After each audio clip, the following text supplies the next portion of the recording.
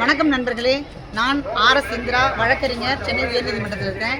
இன்னைக்கு எங்கள் தெருவில் பெரம்பூர் தொகுதியில் சட்டமன்றத்தில் தேர்தலுக்காக திமுக வேட்பாளரான திரு RD சேகர் அவர்கள் வாக்கு சேகரிப்பதற்காக வந்தார். அவரை நான் வழிமறித்து ஒரு கொஷின் கேட்டேன்.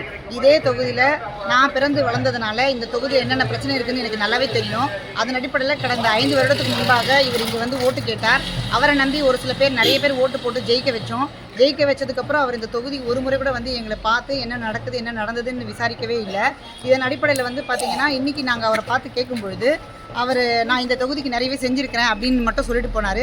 என் முகம் பார்த்து கூட பேச முடியாத அளவுக்கு அவர் பதில் சொல்ல இயலாத ஒரு காரணத்தினால் அவர் தகுதியான வேட்பாளர் இல்லைன்றதை நான் இந்த தெரிவிச்சுக்கிறேன்.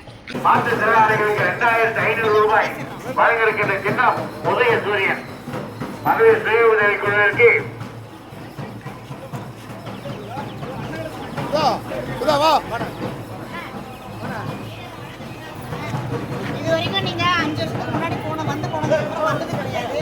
எங்க ஸ்ட்ரீட்டுக்கு இது வரைக்கும் நீங்க எதுவுமே செஞ்சது கிடையாது. என்ன செக்ரட்டரி அங்குற அளவுக்கு நீங்க வேலை செஞ்சது கிடையாது.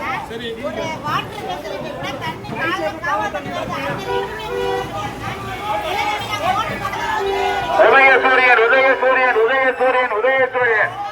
தொகுதிக்கு காலையில் 8 மணிக்கு மேலே காவா தண்ணி தான் வரும். நைட்டு 10 மணிக்கு மேலே தான் நல்ல தண்ணியே வரும்.